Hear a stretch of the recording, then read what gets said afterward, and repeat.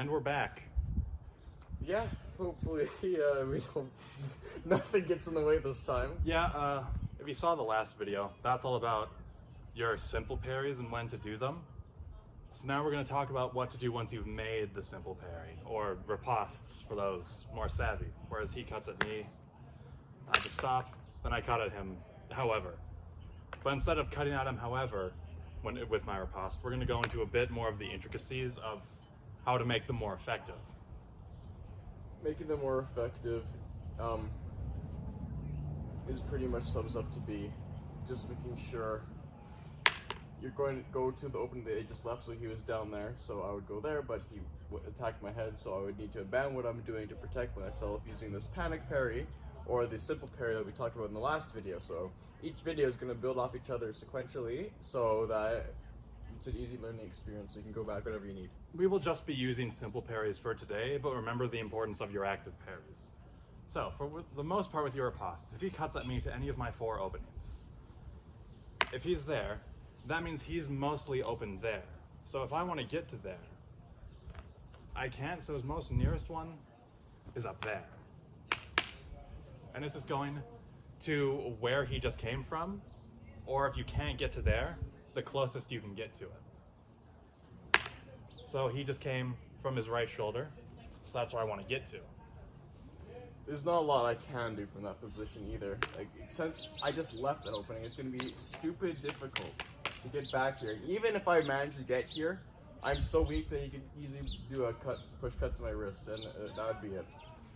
That's the main reason why you primarily go to the opening they just came from. It's because that's the longest time, or rather the greatest length for them to defend themselves. So if he cuts at me here, and I'm going to cut over his blade at his head to defend himself, he has a pretty wide motion, which again, I can work from. For the most part, no matter what opening he comes from, so if he just cuts to any of my openings, doesn't matter which. He came from his bottom left. If I don't think I can get there in time, I'll just have to go wherever. If I feel like I can, if he does that same cut. If I feel I can get that off, sure, maybe, but you have to be very critical about it. Going to an opening that I just left is going to be always your best option in any situation, but it's not going to happen 100% of the time. It's unlikely. It's the ideal. It's the ideal, but it doesn't happen that often in actual sparring or practice. And if you only go to where they just came from, they'll catch on and you'll become predictable.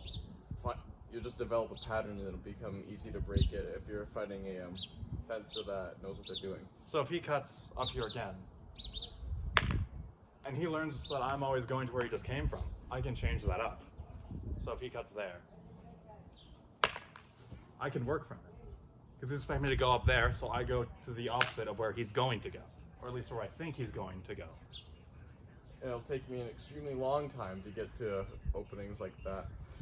Basically, I'm just trying to make his job as hard as it can be. I want him to take the longest routes. I want him to make the worst possible parries from my attacks. In this case, if he cuts at me, if I have the option to go where he just came from, great, do it. If he gets used to that, I'll go to another opening.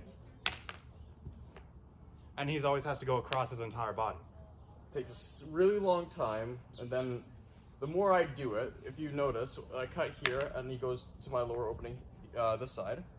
I have to go here. I can pull this one off rather well, and then he goes up here.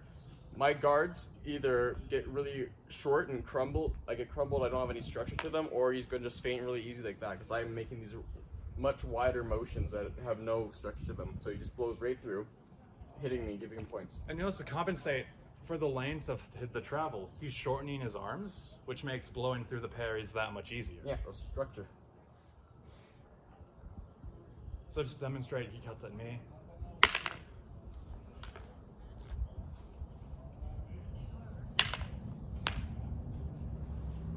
There's some other angles. Oops, well. Mess it up, that's why you practice.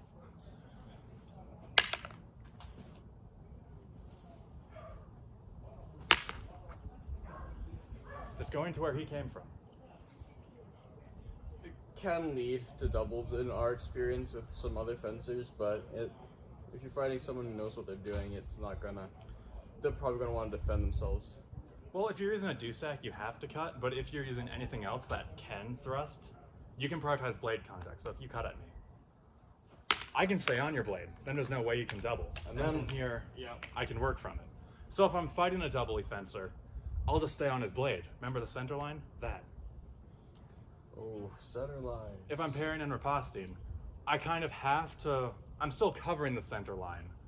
It just comes a lot harder because I'm not on his blade anymore, so he's free to act. If I'm still on his blade, throw a different angle besides that. And I'm staying on his blade when I do it. He has to work hard to defend this. And then I'm open right here because that's where I just left. And that's the bare bones of doing a single riposte, but we're also going to talk about doing multiple. Whereas if he cuts at me, and let's say I want to pick an opening and just sit there. Just cut. Let's say I want to riposte to the right side of his head, right? And he goes to defend that. If I see he's going to defend that, I can change that into another attack. Notice that's the opening I just left after being here. I went here and he went right back to where I just left. So doing that a bit faster. Didn't even have blade contact there because he knew I was going to go back there. So if I see he's going to parry my riposte, I can turn that into another attack to make him work harder. He wants my blade, I'm not going to give it to him. He cuts another angle. Once more.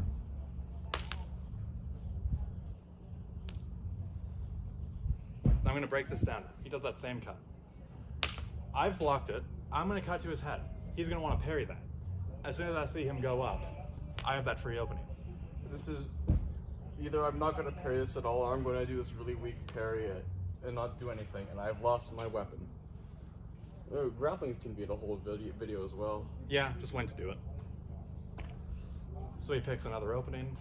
Do up here. I got to cut at him. He has to defend himself, but I can still work from that. He does that same cut.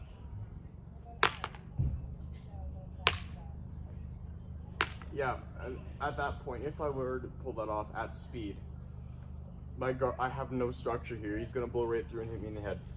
And he's just doing these little parries. He's not really forcing me to stop.